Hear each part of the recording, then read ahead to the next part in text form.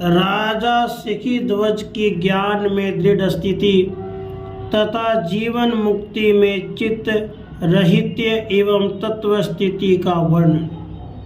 श्री वशिष्ठ जी कहते हैं, रघुकुल भूषण राम इस प्रकार कुंभ के स्वाभाविक वचनों पर विचार करके राजा सिखी ध्वज उसी क्षण स्वयं आत्म पद में स्थित हो गए। फिर तो उनके मन और नेत्रों का व्यापार बंद हो गया, वाणी शांत हो गई, वे ध्यानस्थ होकर मनन करने लगे। उस समय उनके शरीर के सभी अवयव ऐसे निश्चल हो गए मानो शिला तल पर खुदी हुई कोई मूर्ति हो। महाबाहो, उसके 2 ही घड़ी के बाद जब उनके ध्यान मुद्रा भंग हुई और वे विकसित नेत्रों से कुंभ की ओर देखने लगे, तब कुंभ रूपिणी चुड़ाला ने राजा से प्रश्न करना आरंभ किया। कुंभ ने पूछा, राजन, जो अत्यंत प्रकाशमान, शुद्ध, विस्तृत एवं निर्मल है तथा जो निर्विकल्प समाधि में स्थित रहने वाले योगियों के लिए सुंदर सैया के समान है, उस आत्म पद में आपको आनंद पूर्वक विश्रांति प्राप्त हो चुकी है ना? आपका अंतःकरण प्रबुद्ध हो गया है ना? आपने भ्रांति का परित्याग कर दिया है ना? ज्ञातव्य का ज्ञान प्राप्त कर लिया और द्रष्टव्य वस्तु देख ली ना? सिखी ध्वज बोले, भगवान आपकी कृपा से मुझे उस महती पदवी का साक्षात्कार हो गया जो निरतिशयानंद की भूमिका और समस्त उत्कर्षों की पराकाष्ठा है। अहो, जानने योग्य वस्तुओं के ज्ञान से संपन्न संत महात्माओं का संग अपूर्व एवं सर्वोत्तम अमृतमय होता है, अतः सर्वोत्कृष्ट फल प्रदान करने वाला है। प्रभु, जिस महाअमृत की उपलब्धि मुझे सारे जन्म में भी नहीं हुई, वही आज आपके समागम से अनायास ही सुलभ हो गई। परंतु कमल लोचन, इस अनंत पाद्य एवं अमृत स्वरूप आत्म पद की प्राप्ति मुझे पहले ही क्यों नहीं हो गई? कुंभ ने कहा, राजन, जब भोग इच्छाओं का परित्याग कर देने से मन पूर्णतः शांत हो जाता है और संपूर्ण इंद्रिय गणों के भोग रूप दोषों की निवृत्ति हो जाती है, तब चित्त में उपदेशक की विमल उक्तियाँ उसी प्रकार स्थित हो जाती हैं जैसे शुद्ध स्वच्छ वस्त्र पर कुमकुम मिश्रित जल के छींटे।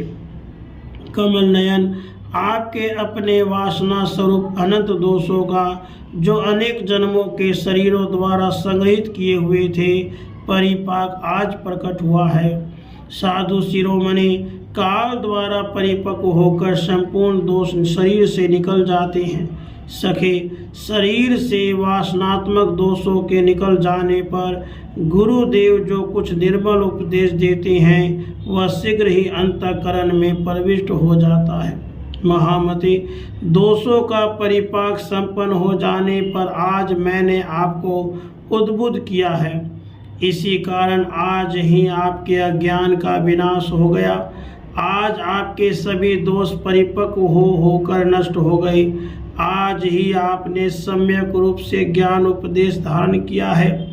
आज ही आप उपदेश संपन्न हुए हैं और आज ही आप प्रबोधवान भी हुए हैं। सत्संग के ब्याज से आज आपके समस्त शुभ अशुभ कर्मों का समूल विनाश हो गया। महीपते, जब तक इस दिन का पूर्व भाग बीत रहा था, तब तक आपके चित्त में यह मैं हूँ, यह मेरा है, ऐसा ज्ञान वर्तमान था। परंतु भूपति, इस समय मेरा वचन उपदेश श्रवण करके आपने अपने हृदय से उस अज्ञान को निकाल फेंका है जिससे आपके चित्त का विनाश हो गया है। अतः अब आप भली भांति प्रबुद्ध हो गए हैं। राजन, जब तक हृदय में मन का अस्तित्व वर्तमान रहता है तब तक अज्ञान रहता है, किंतु ज्यों ही अचित रूप से चित्त का विनाश हुआ त्यों ही ज्ञान का अभ्युदय हो जाता है। द्वैत और अद्वैत की दृष्टि ही चित्त है और वही अज्ञान भी कहा जाता है। इन दोनों की दृष्टि का जो विनाश है वही ज्ञान और वही परम गति है। नरेश्वर, जो प्रतीत होने के कारण सत्य और वास्तव में न होने के कारण असत है, जो मिथ्या जगत की कल्पना का स्थान है, उस चित्त का तो आपने विनाश ही कर दिया।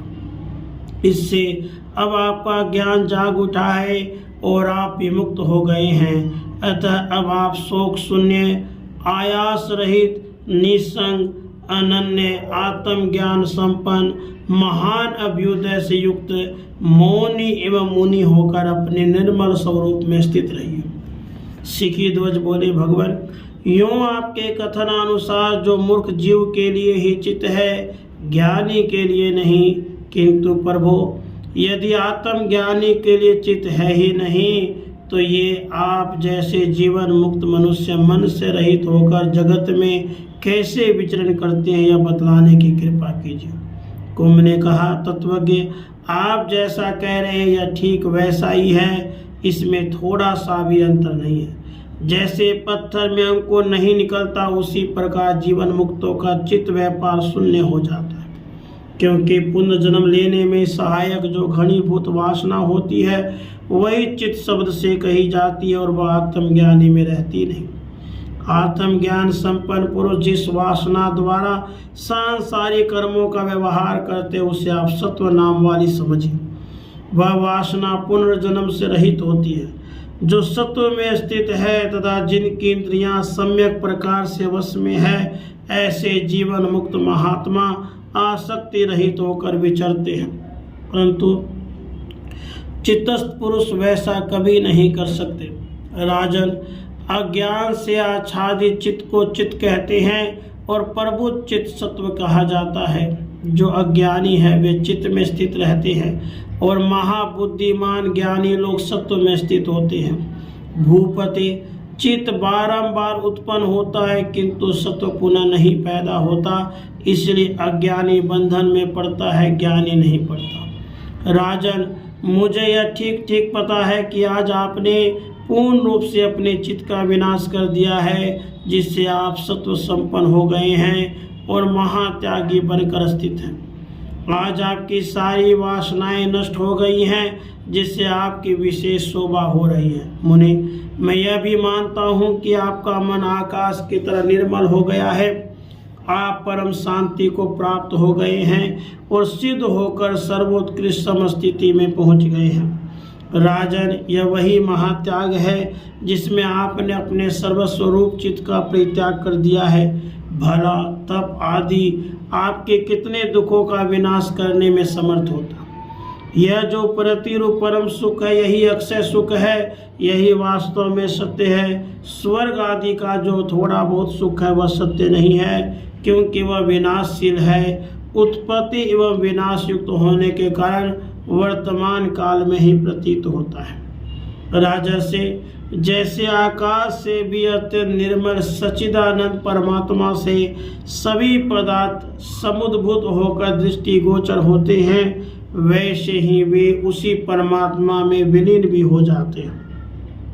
संकल्प से ही जिनकी उत्पत्ति हुई है, ऐसे पदार्थों को आत्मज्ञानी महात्मा लोग जल में प्रतिबिंबित सूर्यों की तरह समझकर ग्रहण नहीं करते। सज्जन शिरोमणि, जगत में जिसका चित्त स्पंदन रहित हो गया है, उसके समीप संसार आ ही नहीं सकता, क्योंकि महिपाल इस त्रिलोकी में जो जो दुख जीव को प्राप्त होते हैं, वे सभी चित्त की चपलता से ही उत्पन्न हुए रहते हैं।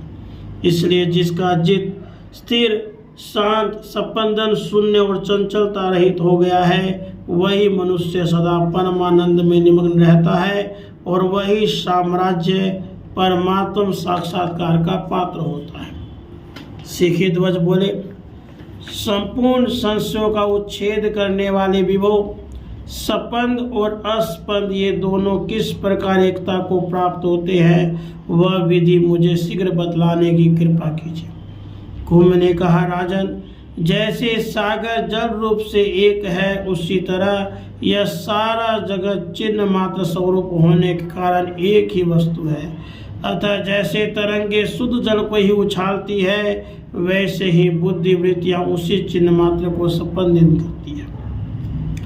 तात श्रुतियाँ जिसका ब्रह्म, चिन्ह मात्र, अमल और सत्व आदि नामों द्वारा गान करती है, उसी को मूल लोग जगत रूप में देखते हैं। इस संसार का स्वरूप तो चेतन परमात्मा का स्पंदन मात्र है, इसलिए यथार्थ दृष्टि वालों के लिए तो इसका विनाश ही हो जाता है।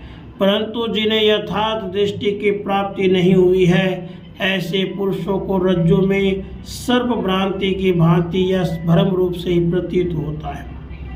जैसे चक्षुर इंद्रिय के दोष रहित होने पर एक ही चंद्रमा दृष्टि गोचर होता है, उसी तरह निरंतर शास्त्रों के अभ्यास और सत्पुरुषों के संग से जब समय पाकर चित्त शुद्ध हो जाता है, तब एकमात्र चेतन परमात्मा के स्वरूप का अनुभव होता है। साधु, आप आदि मध्य से रहित सब स्वरूप को प्राप्त हो चुके हैं। देह आदि रूपों में आपका भेदभाव नहीं रह गया है। आप महान चेतन स्वरूप हो गए हैं और आपका शोक नष्ट हो गया है। अतः अब आप अपने उसी पद में प्रविष्ट होकर स्थित हो जाइए। राधे कृष्ण, राधे।